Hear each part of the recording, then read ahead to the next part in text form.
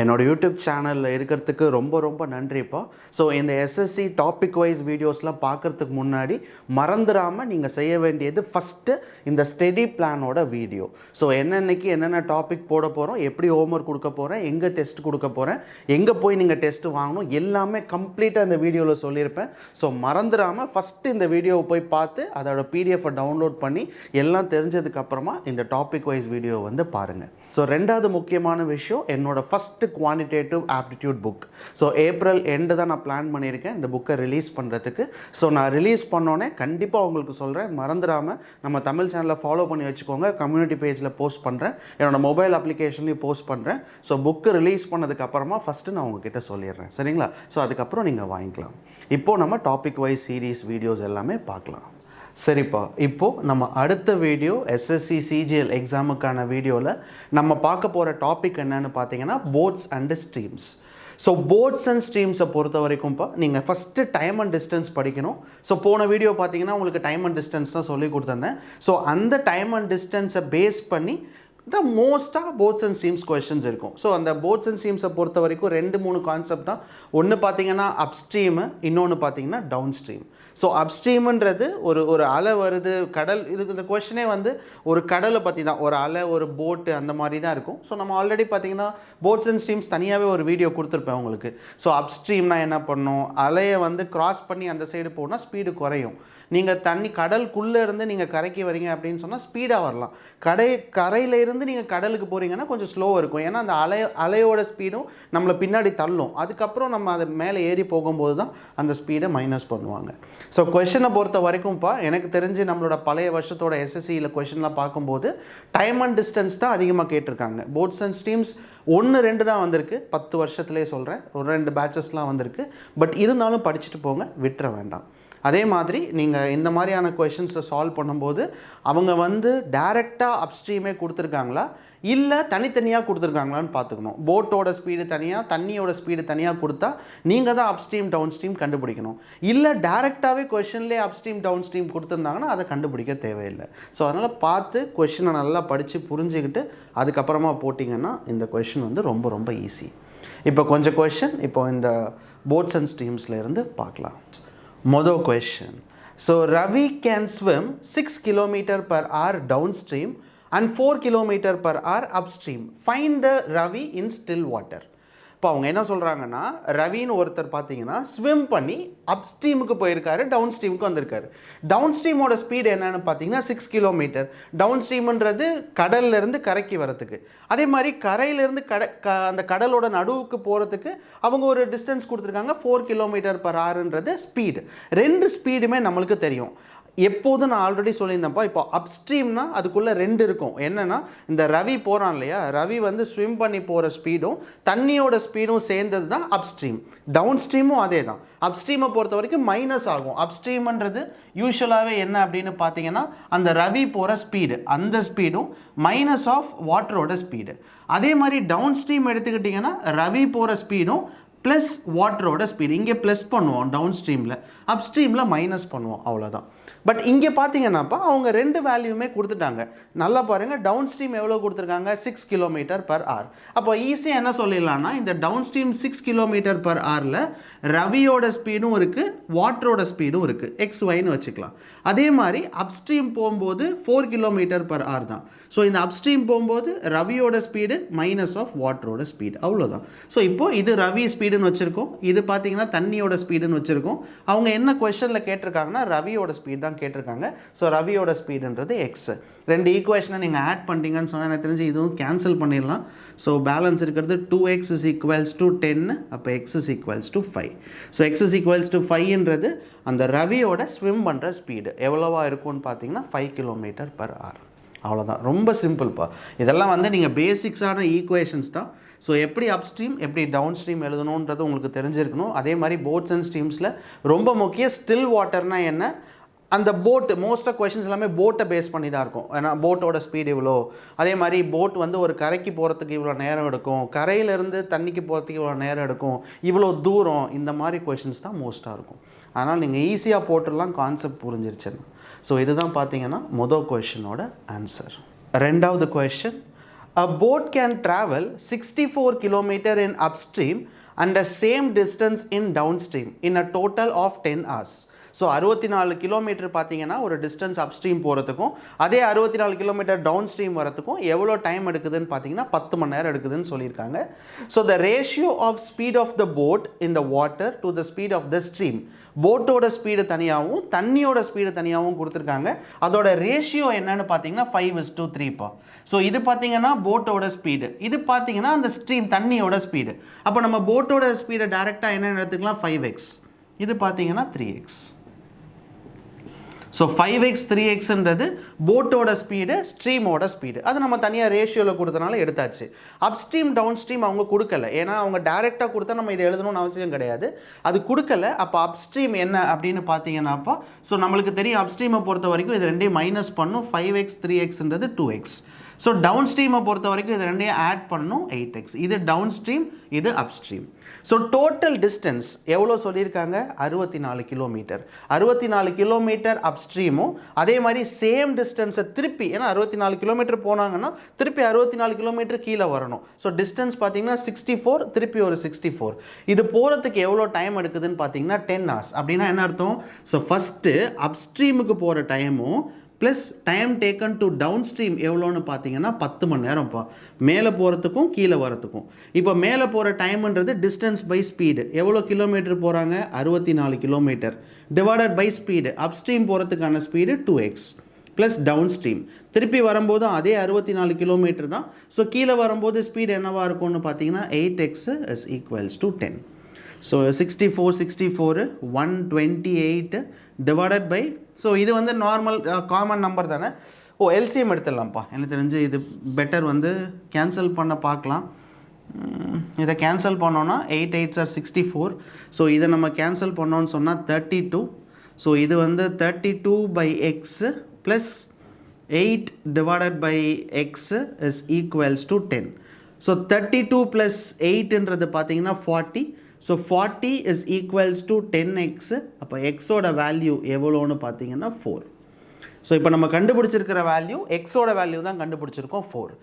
இப்போ அவங்க கொஸ்டினில் என்ன கேட்டிருக்காங்க அப்படின்னு பார்த்தீங்கன்னா find the speed of the boat in the still water.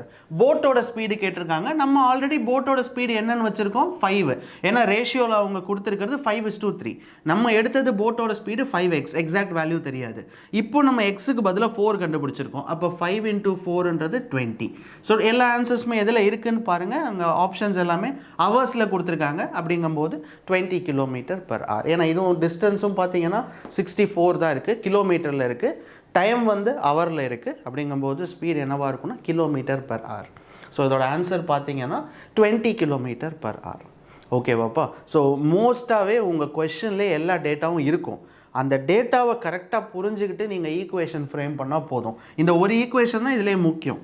இதை தெரிஞ்சுட்டு நீங்களே போட்டுடலாம். கரெக்டு தானே? அவங்க டோட்டல் டைம் கொடுத்துட்டாங்க. அப்போ டோட்டல் டைம் கொடுத்துட்டாங்கன்னா மேலே போகிறதுக்கும் கீழே வரத்துக்குமான டைம் 10. அப்போ மேலே போகிறதுக்கு நம்மளுக்கு தெரியும், கீழே வரத்துக்கும் நம்மளுக்கு தெரியும். அந்தந்த வேல்யூவை போட்டாச்சு. ஸ்பீடு டைரெக்டாக கொடுக்கல, ரேஷியோவாக கொடுத்துருக்காங்க. அந்த ரேஷியோவை தனித்தனியாக எழுதி போட்டோன்னா நம்மளுக்கு ஆன்சர் கிடச்சிருச்சு. அவ்வளோதான். சரிங்களா? ஸோ அந்த கொஷினோட ஆன்சர் என்னன்னு பார்த்தீங்கன்னா 20 km/h. அடுத்த question. So the speed of a boat in still water is 18 km/h and speed of the current is 6 km/h. So ரெண்டு ஸ்பீடுமே பார்த்தீங்கன்னா கொஷனில் தனித்தனியாக கொடுத்துட்டாங்க. In how much time will a boat travel a distance of 90 km upstream and the same distance downstream? So அவங்க என்ன கேட்குறாங்கன்னாப்பா 90 kilometre மேலே போகணும், எவ்வளோ நேரம் எடுக்கும்.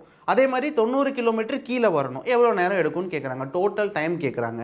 ஸோ ஒன்று நீங்கள் தனித்தனியாக கண்டுபிடிக்கலாம், இல்லை அப்படின்னா ஆவரேஜ் ஸ்பீடை கண்டுபிடிச்சி டோட்டல் டிஸ்டன்ஸை டிவைட் பண்ண ஆன்சர் கிடச்சிரும். இப்போ அவங்க கேட்குறது என்னென்னு பார்த்தீங்கன்னா in how much time. So time அப்படின்றது டிஸ்டன்ஸ் டிவைடட் பை ஸ்பீடு. கரெக்டாக இல்லையாப்பா? இதான ஃபார்முலா. டிஸ்டன்ஸ் எவ்வளோ, போகிறது எவ்வளோ டிஸ்டன்ஸ் பாருங்கள் 90 கிலோமீட்டர், வரது எவ்வளோ டிஸ்டன்ஸ் 90. அப்போ டோட்டல் டிஸ்டன்ஸ்ன்றது 180 கிலோமீட்டர். இதில் எந்த பிரச்சனையுமே கிடையாது. இப்போ ஸ்பீடு மட்டும்தான் கண்டுபிடிக்கணும். ஸோ போகிறதும் வரதும் இருக்கிறனால நம்ம ஆவரேஜ் ஸ்பீடு என்னன்னு கண்டுபிடிக்கிறோம்.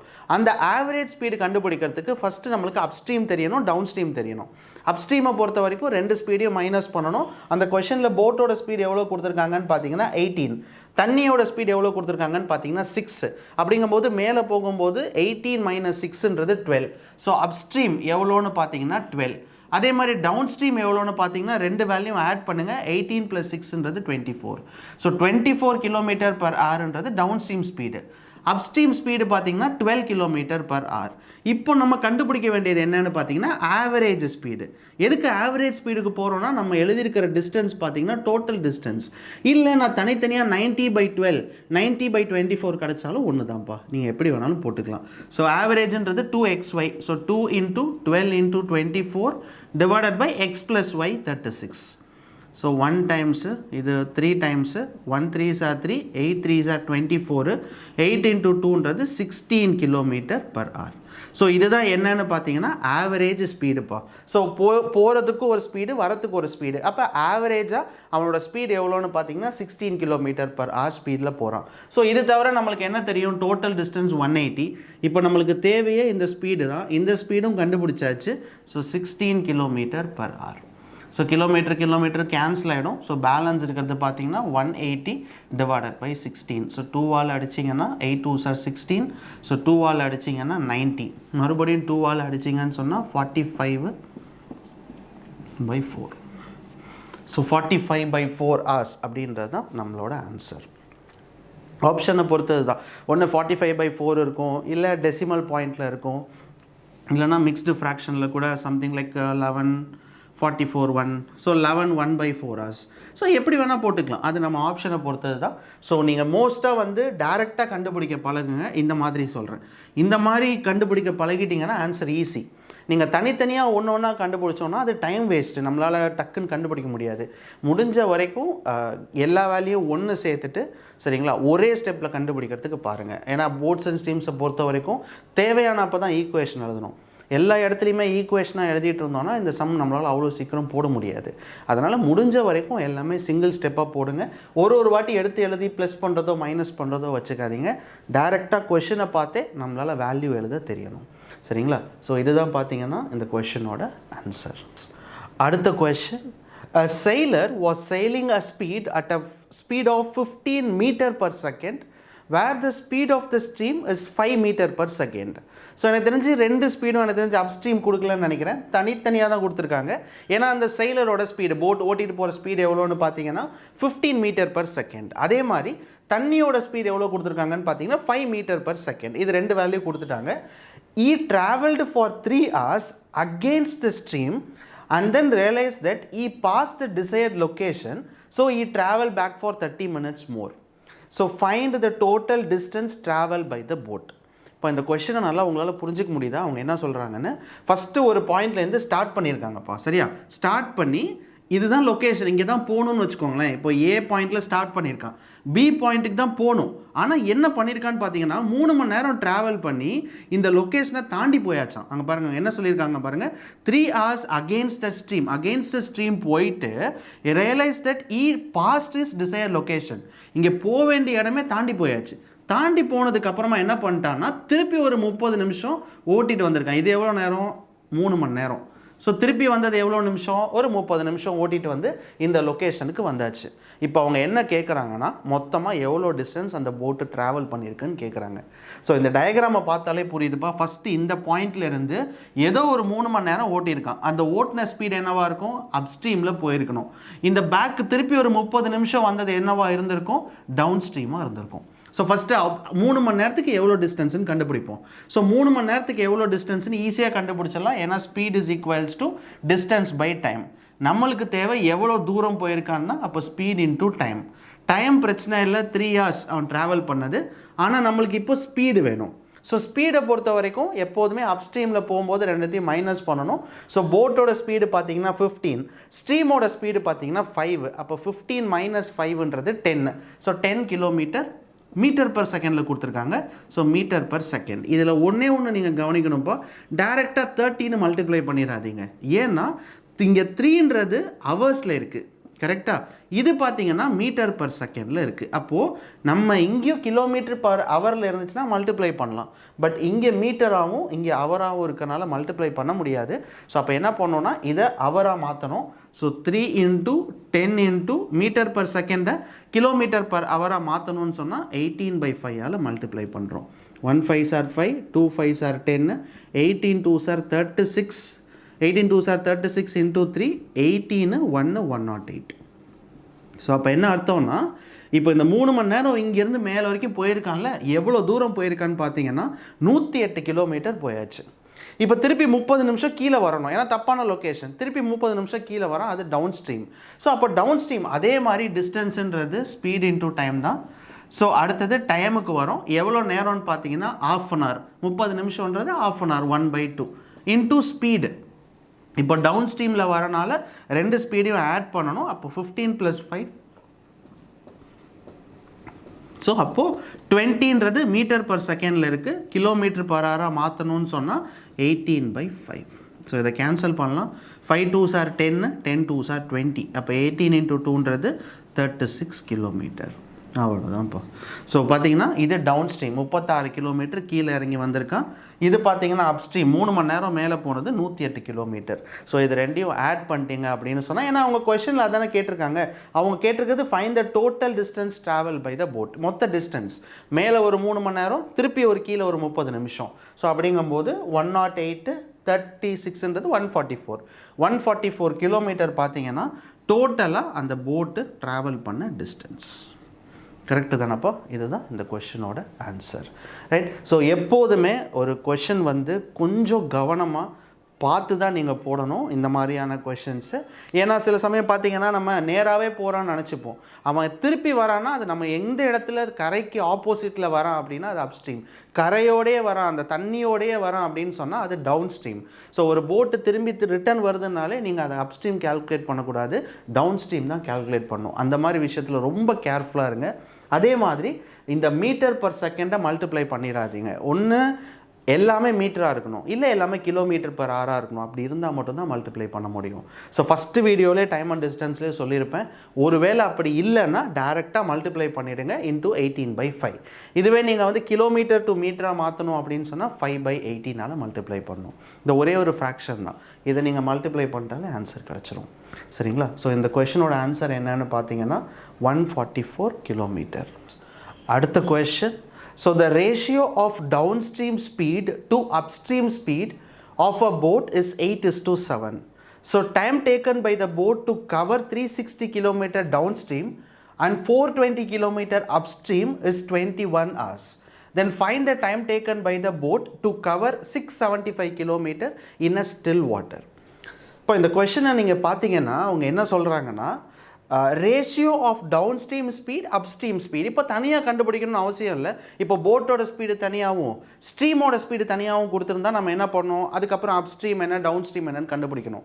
பட் இங்கே அவங்க கொடுத்துருக்கிற ரேஷியோ எதுக்கு கொடுத்துருக்காங்கன்னு பார்த்தீங்கன்னா டேரெக்டாகவே டவுன் ஸ்ட்ரீம் அப் ஸ்ட்ரீம் கொடுத்துட்டாங்க. ஸோ டவுன் ஸ்ட்ரீம் எவ்வளோ அப்படின்னு பார்த்தீங்கன்னா ரேஷியோ எவ்வளோ கொடுத்துருக்காங்க 8:7.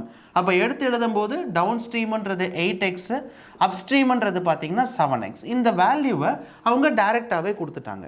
சரியாப்பா? அடுத்த பாயிண்ட் பார்த்தீங்கன்னா time taken by boat to cover 360 kilometre 420 kilometre. ரெண்டு வெவ்வேறு டிஸ்டன்ஸ். அதை ட்ராவல் பண்ணுறதுக்கு எவ்வளோ நேரம் ஆகுது அப்படின்னு பார்த்தீங்கன்னா 21 hours ஆகுது. ஸோ அப்போ ஈஸியாக போட்டுடலாம். ரெண்டு வெவ்வேறு டிஸ்டன்ஸு, டைம் 1 டைம் 2. இது போகிறதுக்கு எவ்வளோ நேரம் ஆகுதுன்னு சொல்லியிருக்காங்கன்னு பார்த்தீங்கன்னா 21 hours ஆகுது. இல்லை ஃபஸ்ட்டு டைம் ஒன்று கொடுத்துருக்காங்களா 360 கிலோமீட்டர் டவுன் ஸ்ட்ரீம். ஸோ டைம்ன்றது distance by speed. So 360 kilometre downstream பார்த்தீங்கன்னா 8x. அதே மாதிரி ரெண்டாவது 420 கிலோமீட்டர் போகிறோம், அது அப் ஸ்ட்ரீமு, அதோட ஸ்பீடும் நம்ம கொஷன்லேயே கொடுத்துருக்காங்க 7x. இந்த ரெண்டு டைமுக்கு டோட்டல் எவ்வளோன்னு பார்த்தீங்கன்னா 21 hours ஆகுதுன்றாங்க. இப்போது எனக்கு தெரிஞ்சு இதை கேன்சல் பண்ணலாம். 8 4s are 32. ஸோ ரிமைனிங் பார்த்தீங்கன்னா 360 தானப்பா கொடுத்துருந்தாங்க, 360. Okay. So 8 4s are 32. So remaining பார்த்தீங்கன்னா 4, 8 5s are 40. So 45/x. அதே மாதிரி இதை நம்ம கேன்சல் பண்ணோன்னு சொன்னால் 60. So 60/x is equals to 21. இது ரெண்டையும் நீங்கள் ஆட் பண்ணோன்னா 105 is equals to 21x. அப்போ எக்ஸோட வேல்யூ என்னன்னு பார்த்தீங்கன்னா 5. இதுதான் எக்ஸ். இப்போ நம்ம கண்டுபிடிச்சிருக்கிறது எக்ஸோட வேல்யூ தான். எக்ஸோட வேல்யூனா என்ன அர்த்தம், நம்ம ஆல்ரெடி டவுன் ஸ்ட்ரீமுக்கும் அப் ஸ்ட்ரீமுக்கும் வச்சுருக்கோம். ஸோ டவுன் ஸ்ட்ரீமு இப்போ நம்மளுக்கு தெரிஞ்சிருச்சு 8 × 5 40. ஸோ டவுன் ஸ்ட்ரீமோட ஸ்பீட் எவ்வளோன்னு பார்த்தீங்கன்னா 40 km/h. அப் ஸ்ட்ரீமோட ஸ்பீட் எவ்வளோன்னு பார்த்தீங்கன்னா 35 km/h. ஆனால் நம்ம கண்டுபிடிக்க வேண்டியது என்னென்னு பாருங்கள். நம்ம கண்டுபிடிக்க வேண்டியது என்னென்னா ஃபைனலாக சொல்லியிருக்காங்க பாருங்கள், then find the time taken by the boat to cover 675 km in a still water. So 675 kilometre எவ்வளோ, 675 கிலோமீட்டர் மொத்தம் டிஸ்டன்ஸை ட்ராவல் பண்ணோன்னா எவ்வளோ நேரம் ஆகும். Find the time taken by the boat to cover 675 kilometre in a still water.